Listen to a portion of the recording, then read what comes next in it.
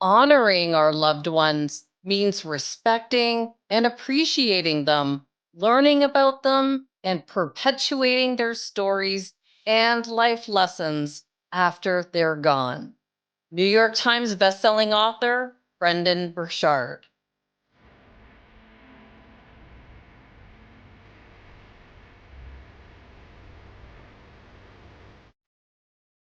Welcome back to Season 10 of the Neuroscience Meets Social and Emotional Learning podcast, where we connect the science-based evidence behind social and emotional learning that's finally being taught in our schools today and emotional intelligence training used in our modern workplaces for improved well-being, achievement, productivity, and results, using what I saw as the missing link, the application of practical neuroscience. I'm Andrea Samadi, an author and an educator with a passion for learning, and launched this podcast 5 years ago with the goal of bringing all the leading experts together in one place to uncover the most current research that would bring back how the brain learns best by taking us all to new and often unimaginable heights. For today's episode number 300, I wanted to do something special, something magical for this important milestone, and I knew what it would be a few months ago. Listeners who tune into this podcast might know that I bring guests on to help all of us to learn and apply the most current research to help us to improve our productivity and our results, but there's a lot more to it than that. I heard author and speaker Brendon Burchard explain this concept in 2014 when I first began interviewing experts, and his thoughts changed me deeply. In his YouTube video, Interview Those You Love Before They're Gone, he asks, how do you honor people who are important to you? You know, the people who've taught you something that changed you in a positive way. Some people send gifts to these people, but not Brendon. He made a pact to do something unique to honor these change makers. And when I heard what he did, I thought, I want to do exactly the same thing as Brendon Burchard. After all, he's the author of the book, High Performance Habits, How Extraordinary People Became That Way. He suggested that a special way to honor someone who's made a difference in your life is to interview them and ask them their words of wisdom that will be recorded for you and others to hear forever. So that's exactly what I've done with this podcast, starting with my husband, Majid Samadi, who influences me daily. And then if you look through the guests I've asked to come on the podcast, you'll now know that they were all intentional for me to honor the difference that they made with my work, with my character, the direction and understanding in this thing we all call life, and how to live the good life. Brendon suggests that instead of sending them a gift, the best way to honor these people in your life is to, first of all, tell them directly the difference they've made for you, how specifically they've helped you, and then carry their voice forward in yours with an interview. And I know that each person I've interviewed has a clear picture of how they've helped me specifically, and now their message helps others all around the world. And I've got to say that sometimes the messages you'll receive from others to improve yourself aren't easy to hear. But if they're delivered with love, with your growth in mind, listening to this feedback can make a profound difference in your life. I'll never forget the interview I did with best-selling author John Assaraf from episode 39 that was actually recorded in 2015 because it was John who gave me feedback on the program that I created that was going into the schools. He told me directly, face to face, that I had to redo everything. And he used the exact words that I clearly haven't forgotten today. He said, your baby, which was my membership site at the time, is ugly. And he said, you can't charge people money for this. And I remember thinking, well, shoot, if I had millions of dollars in my bank like you, I wouldn't have had to code the whole website on my own. But I put my defensive mind aside and I redid the site before I sold it to anyone. And then when my programs went into the schools, I had more feedback. and an uncomfortable sort of meeting with an educator who told me all the parts of the work that he recommended I change, replacing the old with the most current brain research that at the time I knew nothing about.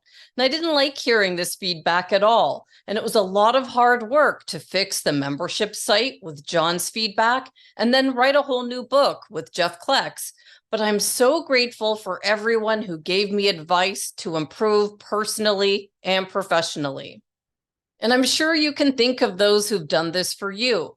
Imagine if we all reached out to those who impacted us this way, let them know how they helped us, and then glean some wisdom from them to help others. Imagine a world like this. So that's what I've done since 2019 with this podcast. I've been very intentional about who I've asked on as a guest.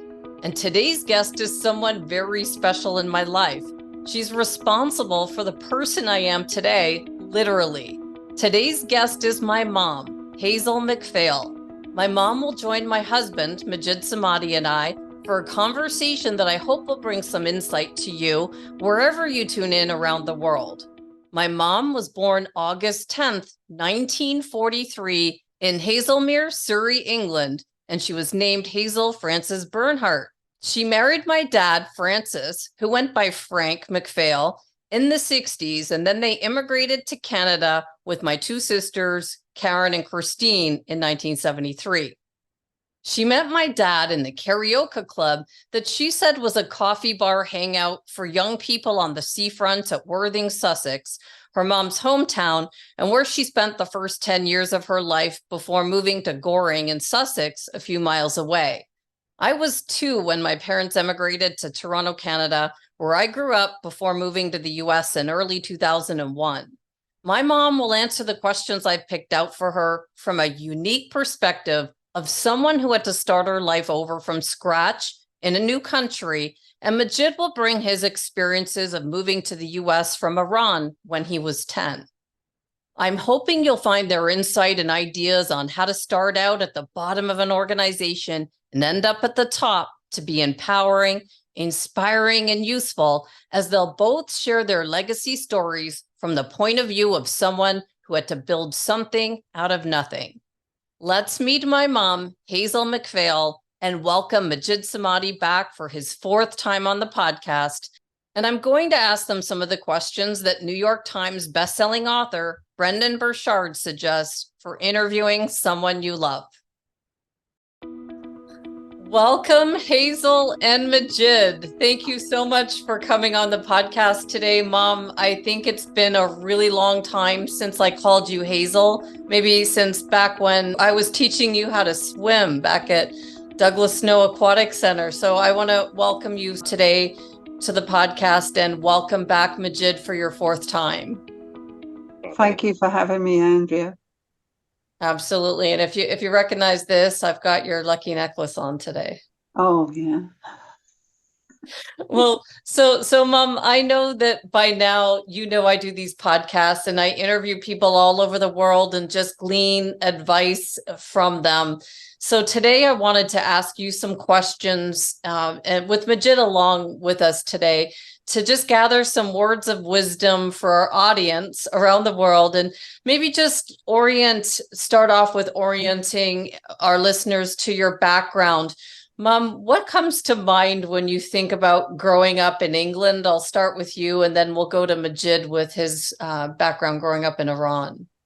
I was a post-war baby, and England after the war was very poverty-struck. We couldn't get candies or sugar or sweets or anything like that. So we bartered a lot, and it was against the law to barter using your coupons, but most of our customers were policemen, so we were never arrested. And growing up in England as a young kid, incredible freedom. I had the ability to roam all over the South Downs, with my brothers and swim in the ocean. My mother went to work. The house was empty. I could do what I liked.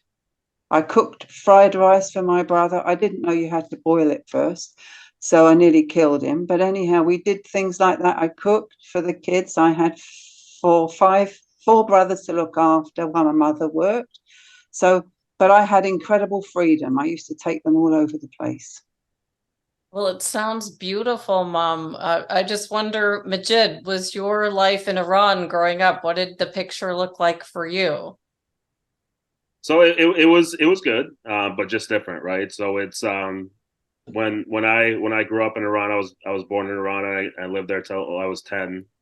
During a good part of it, we had the war. We lived through a war with Iraq at the time, and it was Iran is a beautiful country with lots of resources, and I still have all my family there. And during the war, it's we made the best of it, but there were times that the Iraqi planes would come by, and the cities would shut down power, and you could see the planes in the sky, the war planes, and you'd have to run to the middle of the house because you hear the sirens, and bombs would be dropped, and you could hear like glass shattering, and you could hear the impact points and stuff. So it was a life that was good because you lived with family in a place where you loved, but at the same time it made it challenging, and that's the reason why my parents just got up and moved us to the U.S. so that this way we weren't exposed with that. Every parent wants the best for their kids, for their lives, so they made that decision to get up and move over to the U.S. So again, I remember swimming in the ocean as well too. Hazel as well. We had an ocean as well that we used to go swimming, and beautiful northern weather and so on. But it's just a different experience overall. So, Mom, Majid talked a little bit about what made his parents want to come over to the US. What made you and Dad decide to emigrate to Canada, of all places? Um, Opportunity for work. There wasn't a lot of work in Great Britain. Um, my husband Frank, he had a lot of trouble getting carpentry work. It was well paid if you could get it, but there were so many people looking for work and so many people out of work. He had to travel a long way over Britain, all over Britain, to find a job. And often I was just left with the kids, and it wasn't ideal. And his sister was already in Canada, and she kept on coming over and visiting us when she came. And she was always talking about how wonderful it was and how much better off we would be. And it was sort of it was something that we decided we would do. We would emigrate. We would do that. And if we didn't like it, as my mother always said, and hoped we didn't like it, we could always come back, and there would always be a home for us in Britain where if we did. So we did. We emigrated, and I was very unhappy at first. I was so homesick, but I stuck it out. I had to. You couldn't just emigrate and then go back the following week. So, so I stuck it out, and yeah, I grew to like it very much. Much better for me with a standard of living that I have now than what I would have had if I'd have stayed in Britain. Got it. And Majid, what about you, coming from Iran without knowing the language? What was that like for you going into the US school system? Yeah, it was a challenge for sure. But again, nothing's easy in life. So I remember coming over. We started fifth grade in the U.S., and we all moved to California, where I went to school in fifth grade. And I remember sitting in a classroom where they put a textbook in front of me, and they were coming up and asking me questions, and I had no idea what they were asking me. The only word I knew was yes. So they could have been like, "Are you stupid?" Yes, right. So I had no idea what they were asking, and it's been a life journey really to learn the language. And they say you're always once you're an ELL student, ESL student, you have a life journey in learning the language. So I still, as Andrea, there's a lot of times that when I write stuff, I have you just go over it just to make sure that the grammar is correct and the spelling and all those things, because it's a life process and mastering the language. So the language was probably the biggest challenge, but it gave us the opportunities to really come to the U.S. And have a really good life. It's a land of abundance compared to where we were in Iran. And it created all the different opportunities for us. It allowed me to go into this career of being in educational publishing. It gave us the opportunity for everybody to meet, right? Would have never met you, Hazel. I would have never met Andrea if we hadn't come to the US, if you guys hadn't gone over to Canada as well too, right? So life is a journey, and you follow that journey as you go through it. There's no shortcuts. There's no getting off course. Now, my next question, I've chose it specifically because you both came over to a new country and started from the bottom, and you rose to the top in your field. So I just wonder, Mom, Hazel, how did you choose your career? And in the beginning, just begin with, how did you choose it? Okay, I didn't choose it. I was just looking for work, anything at all, because I just needed work. And I was a hello girl or switchboard operator in Great Britain. That was my job. I worked a lot on the emergency because I was fast, and we had a thing called ACS. And they tested you on that, and it was called accuracy, courtesy, and speed. And you didn't know when people were looking in or listening into you from the switchboard.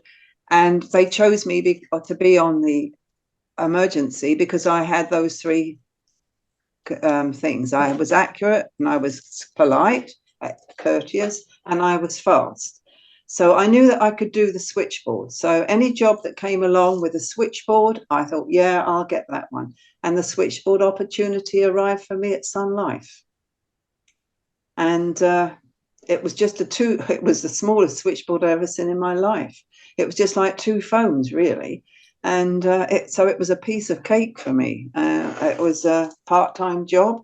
And I think I was paid in cash by my boss, Joe Gray. He paid me in cash every week, and it was enough to buy all our groceries. So it wasn't a fortune. And I stayed on the switchboard for a while. And then one day I was asked if I would like to go, because of my handwriting, which they thought was spectacular. I was asked if I would like to do some work for the office at the switchboard. I said I didn't care. I would do anything. And that was one thing that got me on the road to getting into the office in the end. Now, people wouldn't know, Mom, that you do fancy calligraphy, and you spent hours perfecting that craft. So your handwriting was good, but you put some extra hours in to learn calligraphy. Did you think that would add to your career when you were? Absolutely did, because I used to do all the posters for their promotions in my handwriting and stuff. So yeah, it absolutely did. But it took away from my switchboard. I couldn't do two things at once. So they put me in the office. And after a little while, they asked if I would look after a group of people and be a unit, what they called a unit head. And I said, yeah, okay. It was more money. I didn't care for the job too much, but it was more money. Right. So, you had your eye on what you needed for the family. Absolutely. Yeah, and I remember all of this. So you became an office manager at Sun Life, and I did after a few years, yeah, eventually. And I remember well, because I remember getting into some trouble with something in my teen years, and I was punished, and my punishment was to go in and clean all of Joe Gray's trophies, which, it wasn't the worst thing I could have had to do in the summer, but I remember up there, and I got to see your work and what you did and all of that. Remember that time when I got? Yeah, I do. And I remember I was talking to Joe Gray. I said, my daughter's being a bit of a nuisance. He said, send her up here and I'll get her to clean my trophies. And we still laugh about that today. Well, you picked someone that enjoys cleaning, and you gave me a job, so it wasn't the worst thing I could have done. So it wasn't. I got to see what your work life was like, and then to watch you go through the ranks. I kind of explain, how did you go from switchboard to where you ended up at the end? It was just basically because people. I liked the people that I worked with, and they asked me to do many things that were nothing to do with Sun Life. I did birthday cards for people. I did a lot of my writing stuff. They liked my voice when I was speaking, you know, and I I got along with everybody. A lot of jokes, a lot of pranks and things like that, carrying on and stuff like that. We had a lot of parties and we had a lot of fun. And then one day, one of the supervisors got up and decided they didn't want to work in that place anymore. And I was asked if I would like to take the supervisor's job. And I said, yeah, okay. It was super money compared to what I was getting on the switchboard. And it meant I had regular hours.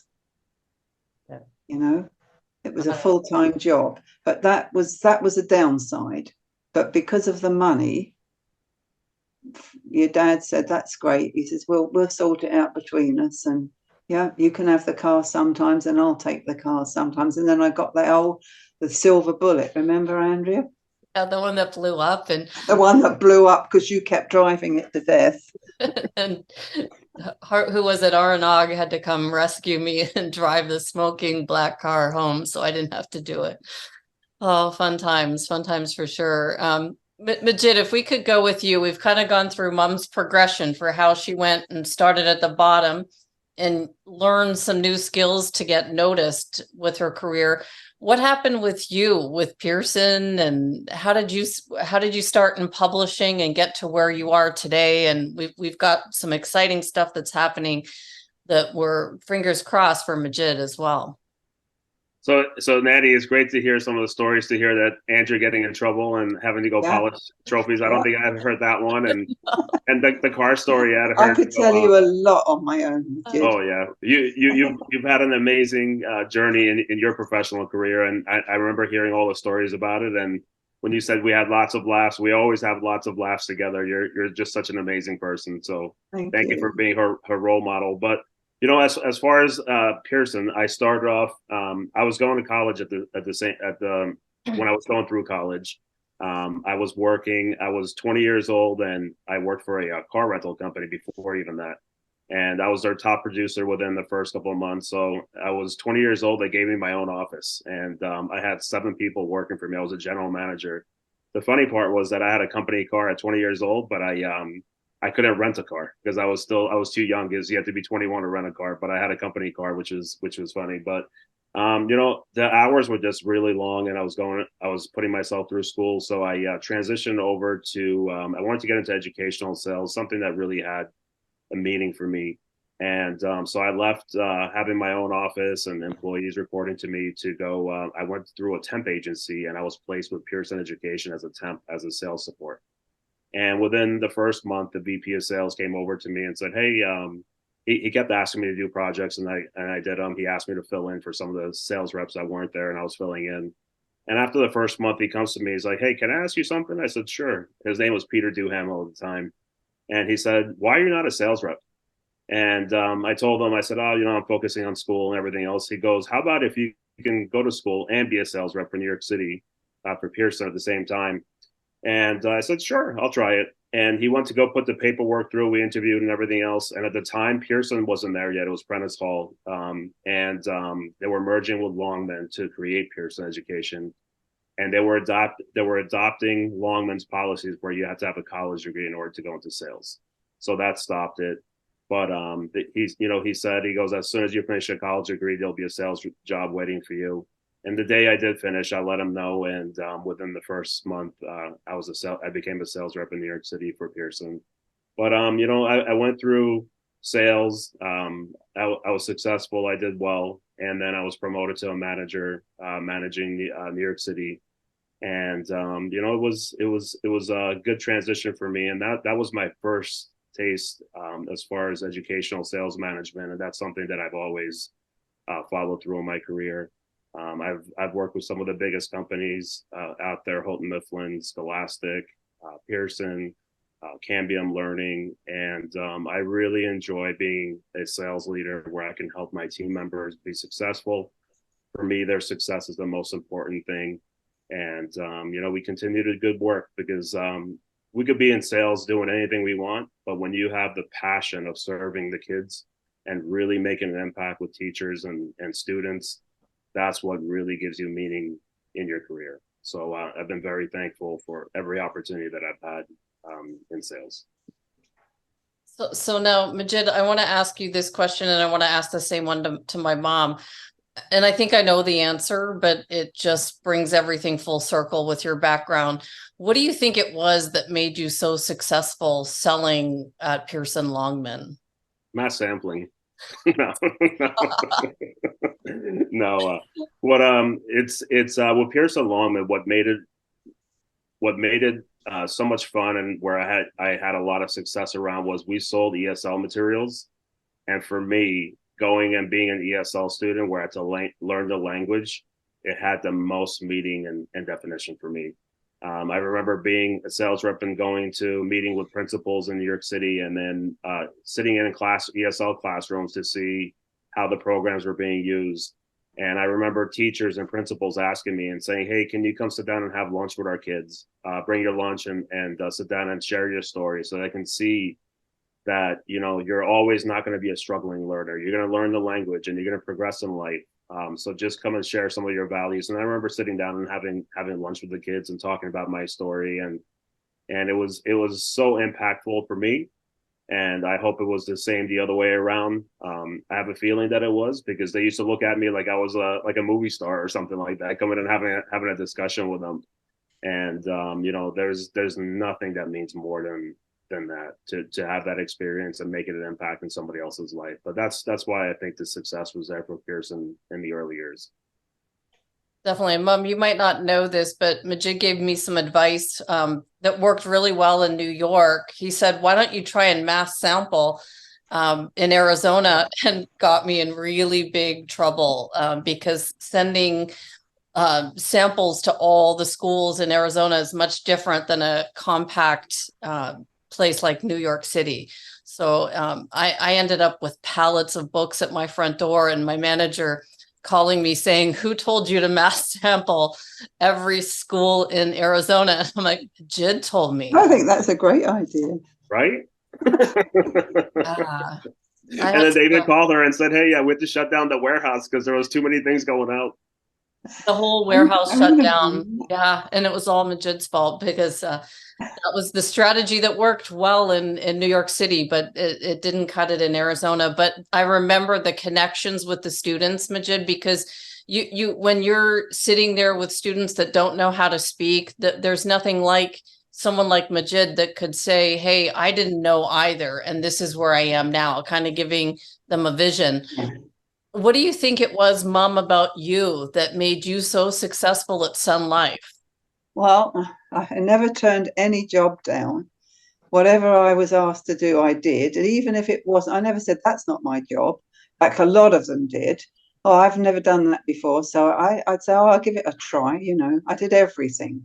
Whatever they asked me to do. If they brought me some math, some stuff to do, some letters to write, whatever it was, I did, adding up their accounts, getting their stuff ready for them to submit, which they should have been doing themselves, you know, for submitting for their tax. I did everything, whatever they asked. And I was told, I don't know, because that's saying it myself is not, I was told I was polite and always smiling and friendly and good and very quick with a joke. So I think that got me somewhere. Definitely, Mom. And I know it wasn't always peaches and cream at Sun Life. I remember a lot of the stuff that you would go through as a manager. So I just wonder what helped you through difficult times, looking after all these people with all the problems that come forward in their lives. The problems that they had, I found quite, I don't know, interesting, and asked how they were going to deal with it, and if they couldn't see a way, we try and work them out. And I think I had an open door policy too. Don't moan, come to me first, you know, because I was in charge of 26 staff and there were 150 sales agents that we looked after. So if they had a row with one of the sales agents, it upset them. They went off mad and didn't bring any business in that week or that day. So it affected the whole company. So I had a policy: don't fight with them. Come to me first, because then I would go and see the guy or the problem, whatever it was, and try and fix it. And we would usually wind up having a cup of coffee, and they would take the girl out to lunch or something, and it was all fixed, you know. It was just sitting and chatting and saying, you know, that doesn't really matter, you know, it's not important, you know, don't get upset about that. Because some girls get upset easily. You only got to say a crossword to them, you know, like, why didn't you do that? And they say, I'm leaving, you know. So, Quitting. I'm all out of that, here. you Yeah, know, it's no I different. hate him. Yeah, it's no different than I think issues that we go through today. And you're talking Yeah, about years ago. Majid, yeah. can you explain what you do that you think gets your team members through difficult times and all that we have going on, family and issues? What strategies do you use? Probably a couple of different things. I think one thing at the end we have to remember that we're all human, right? There's going to be all challenges. There's going to be nothing's going to be perfect, right? So I think we have to stick to the foundations, right? As far as work wise, we you know, we're all doing this to make an impact with teachers and students. At the same time, the our team members are our family, right? They're our second family.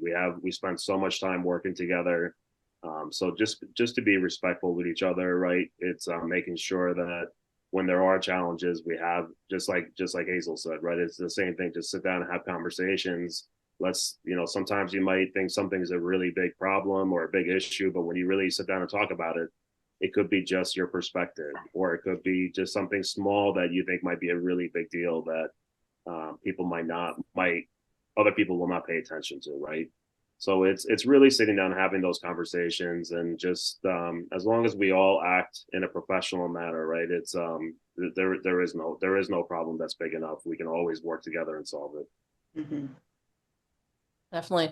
Mom, going to you, what do you think most shaped your life? If you look back over all the events, could you pick out what do you think was the most impactful for you? Having a difficult childhood, really.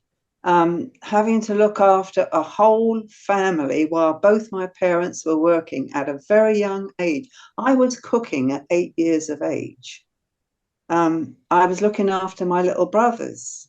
My mum was at work, my dad was at work, and I just I asked neighbours when things were going, you know, how do you make such and such, or how can I do this?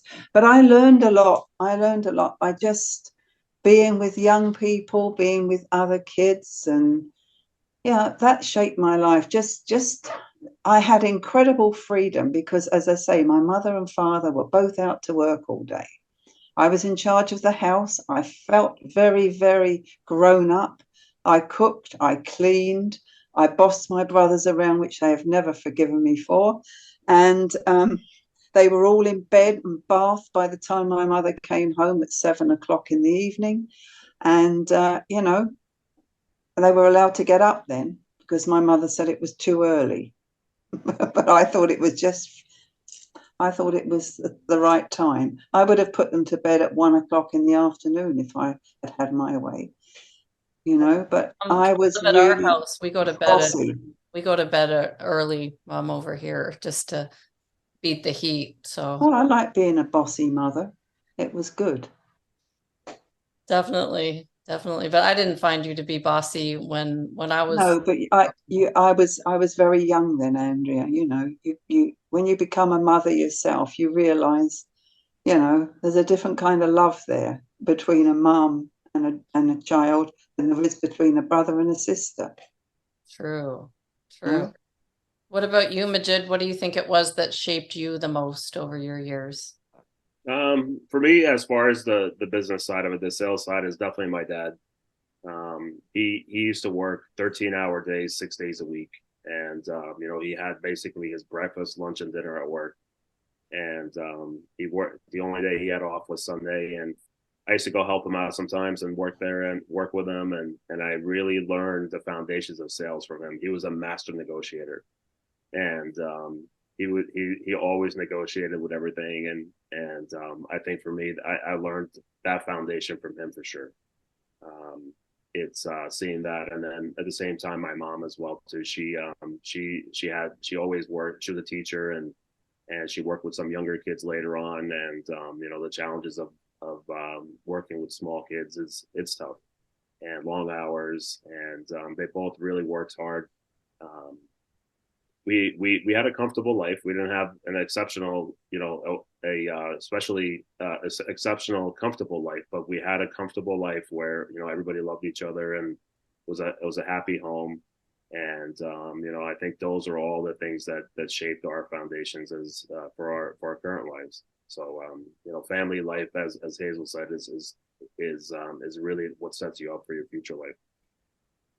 And master negotiator you are, having, done some amazing deals. And then people call you, right, and ask for tips on how to negotiate with buying things. Yeah. Your friends call on you a lot about that. But me and your mom are still hanging on for the lottery to win the big jackpot. So, yeah. I'm still doing the lottery. I know. Us too. I'm too. We're at 1.5 billion right now, so I'm hoping we can win. So it's 50 million over here, but it's what you call with the Mickey Mouse money, as you call it. So it's not quite so good for you when I divvy it up.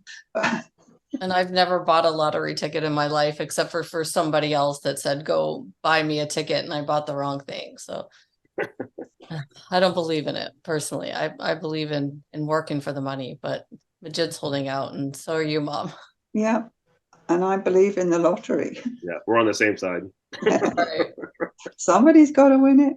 True. So I'm going to go with Mom. What words do you think best describe who you tried to be in life, and how do you want to be remembered looking back? Oh, dear. What words best describe me? I don't know. I think I was resourceful, because if I didn't have something, I could make do with something else. I learned how to do things with things that nobody else ever thought about. And I think I was quite frugal. I didn't waste anything, not even paper or cardboard or anything. I cut things up. I got along with people. My sense of humor got me over got me through a lot of bad patches. And and I think just ignoring all the things that other people find annoying never annoyed me. I didn't get easily annoyed or easily upset. Like some people would say, you hear what he said about me? I wouldn't care what anybody called me, because I know who I am, and I don't really care. If they don't like me or don't appreciate me, doesn't matter. I appreciate me, so that's what counts. I love that, Mom. I must have got that from you. You did. Yep. Majid, what about you? I don't know about words, but I think I'm very similar to your mom. It's as long as you do the right thing, you don't have to worry about anything else, right? Yeah. It's that one T-shirt I have, Andrea, that says "Do right and fear done." That's really it. You do the right things, you don't have to worry about anything else. You don't have to worry about what people say or what anybody else's opinion is. You did the right thing. Hardworking, I think for me. I've always worked especially hard just to make sure that my family's taken care of, that my kids never have to worry about something like, if they need something that we can't say, oh no, we can't afford that or anything like that. If I know there is so many kids that don't have food, they don't have a home to go to or things like that. So just making sure that our kids have what they need, at the same time making sure that they stay within boundaries and so on, right? And I think the last word might be volunteering as well too. I volunteered 13 years of my life as a firefighter right outside of New York City. I've been volunteering for over 20 years in law enforcement as well too. Just giving back, right? It's 100% free. There's no income or anything from it, but I do it because it also makes me a better person. It grounds me. It keeps me humble. We do really well in our careers, but at the same time, I think it's always good to give back so that it can ground you and make you a humble person as well. And you were volunteering yesterday, and you bring back some of the stories and you share some things that are going on in the world with the family, so that we can all see what the world is like outside of our house, because I think the kids can get this picture that everybody else has everything in the world, but some people don't have their back to school backpacks, and life isn't as easy for other people. So I like how you bring the stories back home to kind of open up everybody's eyes with that. So then, what do you think? I'm going to go to Mom. What have you learned about other people in life? I've learned that other people all have their own problems and situations and have different ways of dealing about things. And I've learned to let their opinions of anything about me not bother me. I'll help anybody. I've learned that there are more good people in this world than there are bad people.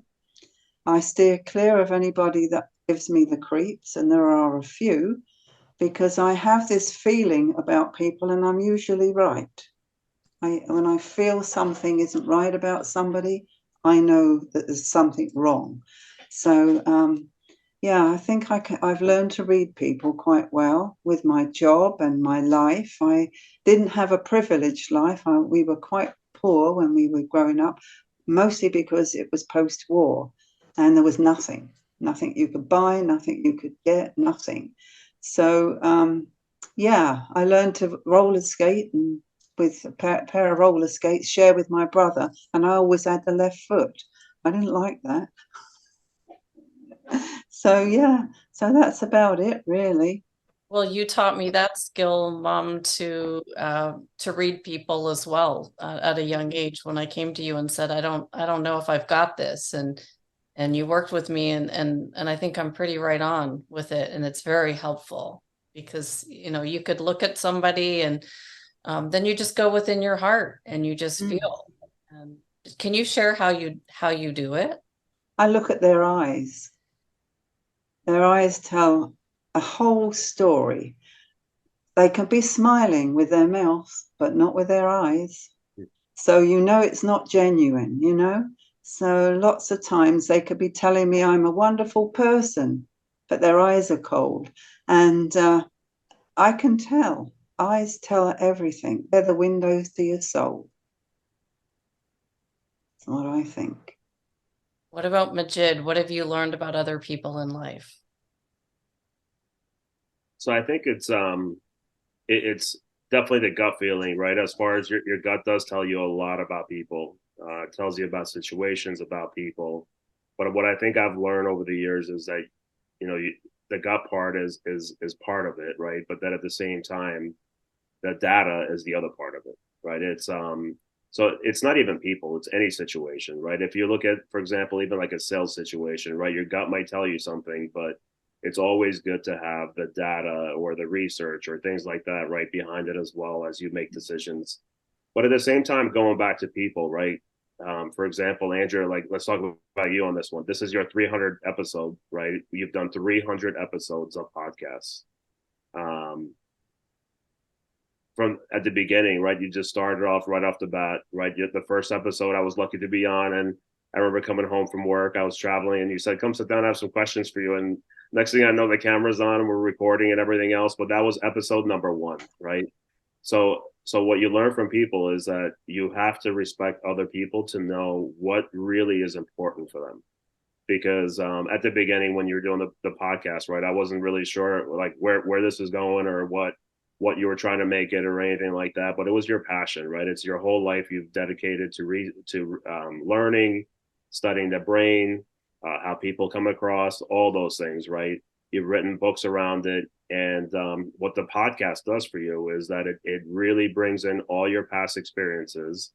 It brings you to new people who are top level researchers or people that have made an impact to you throughout your life. And you continue to learn from them and you keep building on your knowledge. And it's something that really makes you happy. This is your passion, right? If it wasn't your passion, you wouldn't have done 300 episodes. You wouldn't be in 180 I don't want to get in trouble. What is it? 180? 190. Oh, sorry, 190 Almost different, global. I'm like, what countries are we not in? I'm going to go find right, them. different countries, right? And then at the same time, what is it, like 350,000 downloads? Yeah, over that. Somewhere around there, right? So, which is phenomenal, right? There's a lot of people that say, "Oh, we're going to do a podcast." They do like 1 or 2 episodes, and then they're gone, right? They do 10 episodes, they're gone. But you stuck with it, right? Because so not everybody. My lesson to this is that not everybody knows what drives them, what's really important for them, right? Without knowing that stuff, it's easy to say, "Oh, this is not important," or anything like that. But it's respecting other people and understanding what drives them, what's the most important things for them to have them keep going. And again, this is a testament to you, right? I know you have me and your mom on there too, right? But this is your 300th episode, which is amazing. So congratulations for putting in all that work. It's a lot of work, all the pre-work, all the research, the studying, reading books, asking questions, editing it. It's a one-woman show, right, from the beginning to the end, and you've done a phenomenal job of doing it. Thank you. And I couldn't have done it without you for sure. That's what I said, I think, on the 200th episode. And what's kind of interesting is, looking back over the 200 episodes is so different now looking back from 300, because I could kind of see now what I was doing, along the way. You're like, what am I doing? I'm grabbing people, I'm learning from them. And then looking back now, I can see how intentional everybody was. It was like the people that impacted me in some way to move me forward, whether personally or professionally. This is my legacy, but now I want to glean from everyone and get their legacy and put their words through mine, which to me, it just blew me away when I heard this from Brendon Burchard, who interviewed his dad just before he was about to die from cancer. And so this is where I thought, wow, I wanted to do that. And I heard that in 2014. And so that's kind of what I was doing. But looking back now, I thought I've got to make this 300th episode really special, which is why, Mom, I asked you if you would come on. And of course, I'm going to grab Majid back again, even though he expects me to pay him for the time that we're using here. But Quite right. Right. So it's just, learning from each other, respecting each other's visions, and then sharing it with the world. That's really what we've done here. And, I just want to say, I'll just say, what am I most proud of in life? That I stuck this through. This wasn't something I even thought I was going to do in the beginning. So I'm just going to say that this is definitely, I am so proud that I made it to 300, because it was insane work. Mom, what would you say you're so proud of in life? Oh, I guess I don't know. I have kept a daily journal through my life. I've filled out hundreds and hundreds of books. Some are still in Great Britain, but I have quite a few here too. And looking back, it's always been people that have made a difference in my life. And I might not have known it at the time, but looking back and thinking, oh yeah, that's why I did such and such, because of that, what that person said. And it led me to different places in my life that were very good for me, And also some people that I've met have taught me things. Even if I hadn't liked them very much, they've taught me something, and I've had amazing experiences, all with people, not too many on my own. So I taught Sunday school for 25 years. And I just finished 2 years ago. I gave it up. I'm an elder at my church, and I've done that for the past 5 years. I get to see people at their best and their worst. People that are dying, people that have regrets, people that have done things that they don't like talking about. And it's just been an amazing journey, my life so far. And I try to help where I can. And if I can't help, I'll find someone who can help. And that's basically, I think I've had a good life. I've had good kids. I've had some terrible experiences, but if you don't learn from your bad experiences, they're not worth having. So I'm glad I've had the bad things enabled to me to learn from them, you know. Absolutely. So I don't regret a single thing of my life, good or bad. Love it. What about you, Majid? What are you most proud of? Yeah, I think it's the same thing your mom just shared as well too, right? It's that the people that you meet in life, they really shape, they're the ones that make the biggest impact in your life as you move forward. Obviously having good parents as well too, where you know they work so hard their whole life to provide for you, to make sure that you're taken care of, and then you take those principles and then you apply to your family to make sure that your family has everything that they need to have a comfortable life. And again, I'm going to tie it back to volunteering as far as law enforcement as well too, is that being out there to see what families don't have, going into homes where there's 20 people living in a two-bedroom house, and the kids are all, there's like 10 kids that are to a room, sleep in a room, right? There's garbage piled up all throughout the house.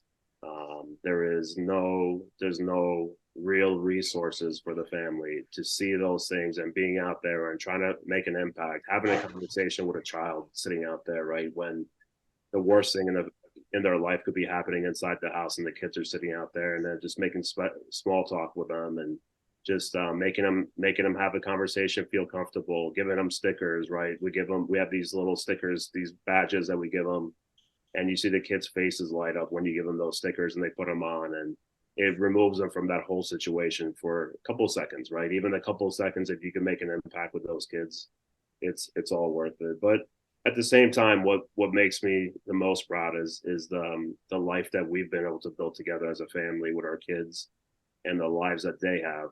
For me, there's nothing else that means more than that. So that's definitely for me the ultimate highlight. Love it. Well, Mom, Hazel, and Majid, I want to thank you both so much for coming on the podcast today and helping me to share your message and your legacy with our listeners, leaving a part of you with what I'm trying to build here. I can't tell you enough how grateful I am to have had this opportunity today to interview both of you at the same time. And I hope your lessons help others. And specifically, I hope that others do this and interview people who are close to them to glean any type of wisdom that they can learn to help others and move everyone forward. This has been an incredible experience that I'll never forget. Do either one of you have any final thoughts that you want to share? I just want to say that I'm very, very grateful that I have such a wonderful family. And that includes you too, Majid. You're part of my family, and so are you, Andrea. Definitely. Thanks, Mom. Thank you. Jen, final thoughts? I was going to ask you. So at the beginning, Andrea said, "I've only called you Hazel once." Can you share as far as what happened with the pool story? As far as her being your life, You want me to swimming instructor? You want me to end this podcast with that? Oh man. So Mom was one of my students, and it wouldn't have done Mom right if I had passed her in nervous novice, and she would have had to have gone to the next class and jumped off the side. So I had to fail my mom. So of course, I called her Hazel to kind of make the distance. Poor Mom did not pass my class, and I never heard the end of it from everybody. But Mom, you wouldn't have liked. She still hears about it, Nanny, as well too. Just so you know. Right? Yes, and I mean, a nervous novice. What a name!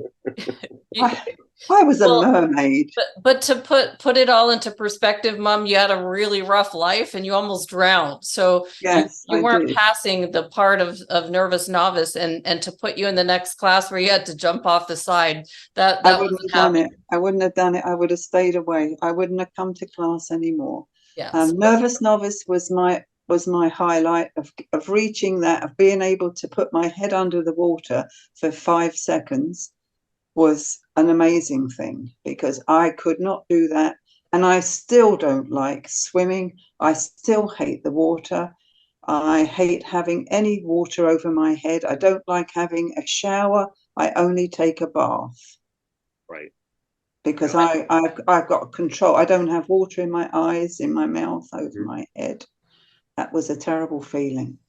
Yeah, but more importantly, right? It's final thoughts, right? I just wanted to share something that was funny because Nanny, I still give her a hard time, just so you know, just to make sure that we're protecting Absolutely, you you for should. what you did. But yeah, there's no but getting away. but in all in all realistic things, right? She's an amazing person, and she always shares about all the highlights that you've taught her over the years, right? So I think a lot of you has gone into who she is today. So thank you. Yeah, she sort of, it looks like me too in a way. Many people say that Andrea looks like me, or I look like Andrea. I don't know which way it goes. Yeah. But I'm proud of you both. You've done extremely well. You've got a wonderful life and family. And it's all down to you two guys, because you did it on your own, because I certainly never lifted you up with any cash from the lottery. I'm still waiting. We're still in it, though, right? Yes, we're still in it. Well, Mom, thanks for role modeling the way, and thanks, Majid. You're welcome. Thanks, Andrea, for having us on. Yes, thank you. Thank you so much. Some final thoughts? All episodes are special and important to me, but this one came full circle from where we began in June of 2019. Some things aren't easy to see looking forward, but so clear when you connect the dots looking backwards, like Steve Jobs is famous for saying. When I asked my mom to come on the podcast and record an episode with my husband, I had no idea we would record the weekend before my mom's 80th birthday on August 10th. So I knew I had to release this episode on her 80th birthday as a thank you for all she's done that took me to where I am today. It was my mom, Hazel, who sat with me every morning, planning the best way for me to move to the United States and what I would do when I arrived in early 2001. She didn't foresee September 11th happening or any of the hardships that I'd face, but she told me many times it would be hard work, but I would be very happy. So I believed her because over the years I learned to trust her instinct and magical intuition. I know she worked hard to develop her intuition. She would spend hours every night in this room in our home studying for these work tests in the insurance industry. She would call them her Lomas tests. And after she'd passed all these tests, I noticed she was still studying every night. And I wondered what she was studying, and I knew in my heart it was important work. My mom worked hard at her craft, but she worked equally as hard at developing the faculties of her mind and in her own way helping others to do the same. And if you ask me, this is what gave her an edge over others in her life. It helped her through difficult times raising us kids. We weren't that easy, and especially helped her when she had to overcome uterine cancer. I noticed the hard work that she put into this study, and watching her motivated me to do the same. It's sort of contagious when you see someone else working hard and yielding the results from this work. And this is what I'm doing when I'm driven to keep learning and sharing with you here on the podcast. I want to carry my mom's legacy forward in my work.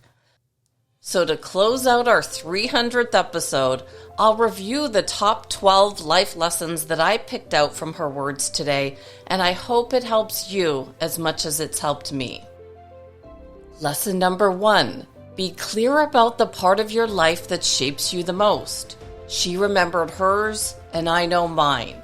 It's not the easy times that I know changed me, it's the difficult, challenging times. So if you're in difficult and challenging times now, know they'll end and you'll be a better person because of them. Lesson 2, say yes to every job to move your career forward. I talk about this in my most recent book, Level Up, in the chapter on persistence, with the words of the late Art Linkletter, who had no business experience, but he created a highly popular TV show back in the 50s and the 60s. It was called Kids Say the Darndest Things. When I heard him speak years ago, his whole message was about persistence, saying he had to interview 27,000 children to get the ones that were really good that went on television. He also mentioned his biggest regret in life was saying no to a business opportunity with his good friend Walt Disney, who took him to these orange groves and tried to paint the picture of Disneyland for him, but he couldn't see his friend's vision. So now he says, say yes to everything, just like my mom said, so you don't miss out on an important partnership like Art did with Disneyland. Lesson 3, keep learning new skills. And this is what I watch my mom doing all those nights after long days at her office, and this is what motivates me to keep learning. What is it that keeps you coming back and learning from podcasts or listening to us today? Lesson 4, have a sense of humor. And this one I don't have any tips for. This is not my strength.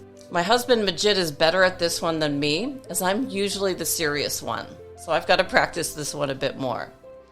Lesson 5, learn how to solve difficult problems and know where to go when you get stuck with something. This is one of the reasons why I do this podcast, to share tools and resources that can all move us forward with our physical and mental health. Lesson 6, learn to be resourceful. This is something I remember John Asraf saying in our interview together back on episode 39 that made a difference in his early life.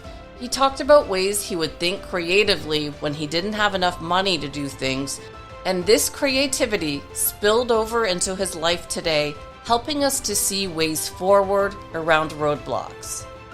And lesson 7, always learn from others. If you keep reading books, listening to ideas, you can always learn to do some outstanding things, all from others.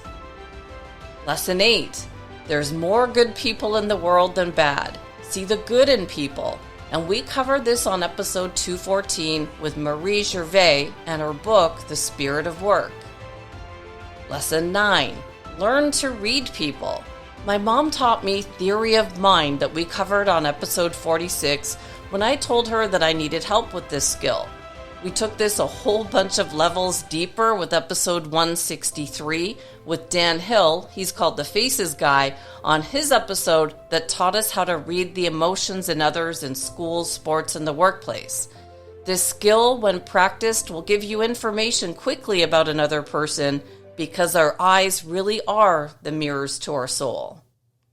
Lesson 10, thank people who've moved you forward somehow. That was the whole point of this episode that I mentioned in the backstory. Find those who've helped you along the way and then let them know. Lesson 11, learn from our challenging experiences. And this one doesn't need any explanation. Finally, lesson 12, the last words of wisdom from my mom, have no regrets in life.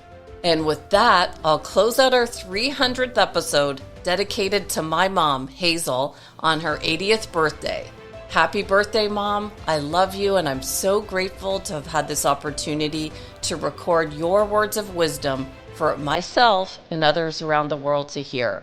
I also want to honor the wisdom from all our past guests today as we reach this important milestone, our 300th episode, and I'll see you next week.